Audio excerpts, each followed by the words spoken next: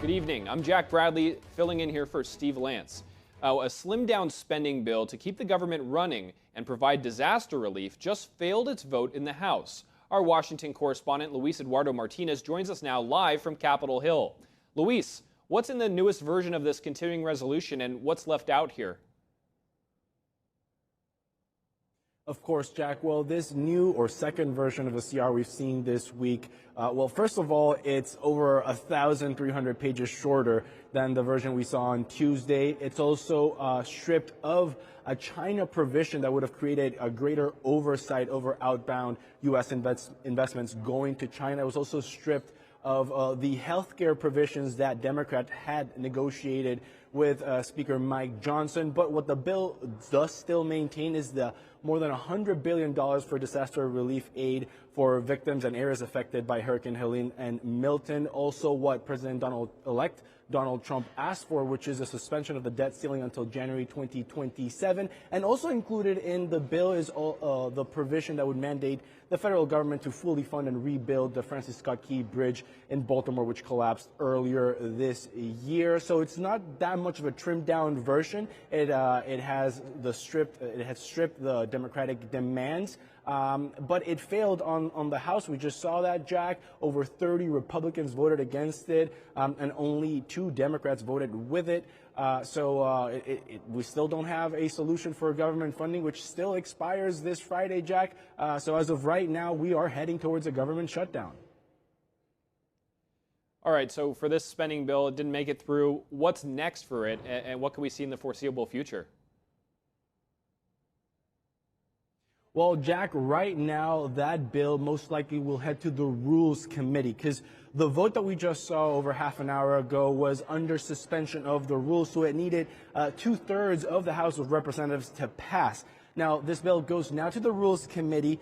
If it manages to get out of the Rules Committee, it can be put to a new vote with rules, of course, approved. That means that a simple majority would see it pass. But that's going to be complicated because we already saw over 30 Republicans who are against it. And we already saw that all except 3 Democrats voted in line against it. Let's listen to what Congressman Tim Burchett from Tennessee had to say about this second version of the CR we saw this week.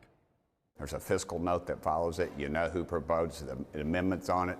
Up here, it just goes in we suspend the rules, and then magically there's this bill that appears. I'm frustrated with the system. I have been since I've gotten here. It's no surprise to me of what it was going to be like. The only surprise I had when I got to D.C. was that I wasn't surprised about any of it.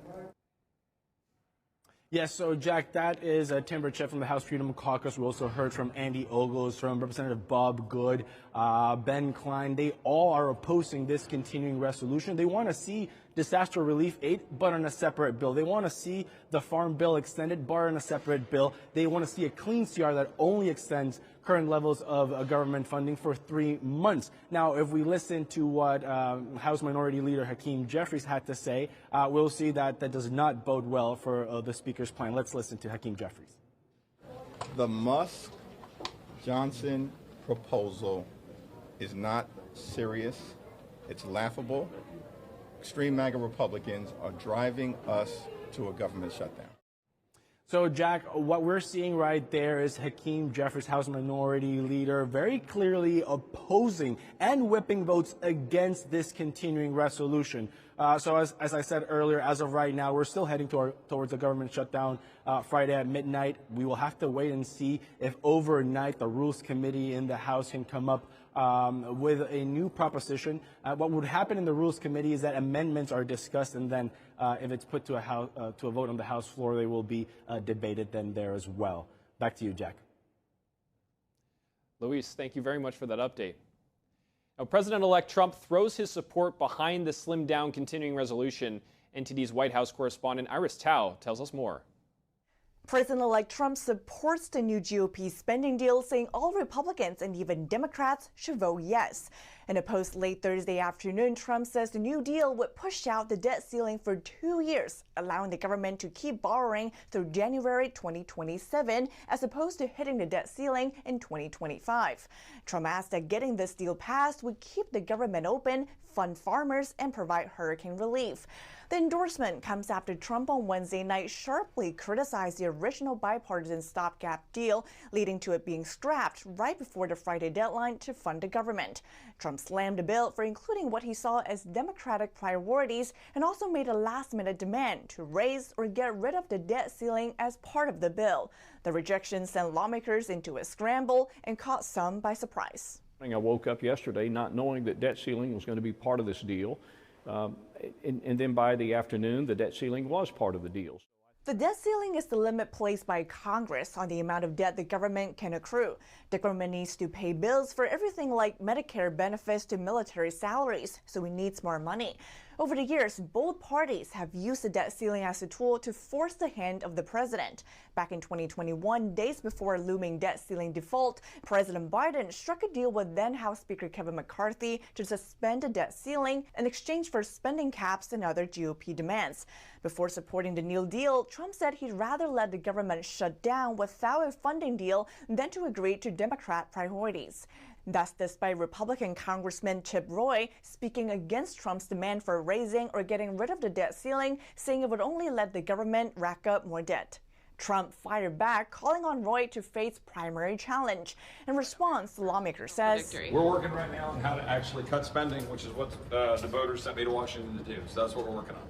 Trump, meanwhile, suggests that his administration would cut hundreds of billions of dollars in spending next year through budget reconciliation, which is a process to allow the Senate to pass certain types of spending bills through a simple majority vote. Reporting by Iris Tao, NTD News.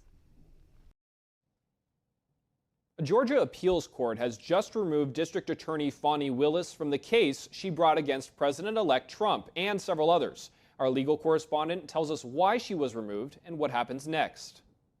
Georgia District Attorney Fani Willis is off the case.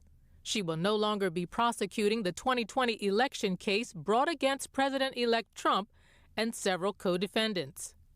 A state appeals court on Thursday ruled that Willis should be disqualified for having an affair with her top prosecutor, Nathan Wade. The lower court had ruled that the affair created an appearance of impropriety, and that the best way to cure it was for one of them to step down.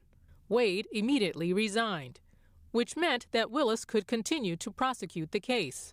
But the appellate court said Wade's resignation was not enough to cure the problem because there was a significant appearance of impropriety. The couple was in the relationship during the time Willis decided whom she was going to prosecute, and the appellate court said her position as an attorney for the people of Georgia required higher scrutiny than in cases where the attorney is representing only one person. The panel said the only way to restore the public's trust was for Willis to be disqualified. In the written decision, it noted that the state had not challenged the trial court's finding of impropriety. Therefore, the only question for the appellate court to answer was whether or not the lower court's decision was correct. It concluded that the assistant district attorneys who work under Willis have no authority to proceed with the case. However, the court would not dismiss the indictment against Trump. The case will now be referred to a different prosecutor, which could take a while given the size and complexity of the case. Willis's office has indicated that she will appeal to the Georgia Supreme Court. Arlene Richards, NTD News. The House Task Force to Combat Mexican Drug Cartels reveals their key findings. They say that fighting cartels is a complex issue and requires more centralized coordination. NTD correspondent Jason Blair brings us more on what lawmakers say are the most important long and short-term goals. The House Task Force to Combat Mexican Drug Cartels delivers the accumulation of their findings on Capitol Hill. The group is led by Texas Congressman Dan Crenshaw. Crenshaw says working against the cartels is complex. The cartels operate as multinational businesses. They have Chinese precursor suppliers, money launderers, Colombian cocaine producers, American traffickers and distributors, and Mexican pill pressers. They have bankers and lawyers looking after their financial and legal affairs. They have diversified businesses, not just drugs, of course, but human trafficking, extortion, and a lot of legitimate businesses. He says their key finding is that the cartels have insurgency. They operate with terrorist tactics, but fundamentally they're an insurgency. They want power over government institutions. They are well integrated into Mexican culture and government. They operate in and out of government. In some states, they basically control the state government. The Texas congressman says the cartels either seize power or use bribes. He says they have a well-equipped and funded military, and they aren't afraid to use it on each other, Mexican citizens, or, quote, us. They do conduct terrorist acts, what we would consider terrorist acts when necessary, but they don't have the same exact characteristics as, say, ISIS or Al-Qaeda. They're not ideologically motivated in that way. Crenshaw said in the short term, the #1 goal is to stop the illegal fentanyl coming into America.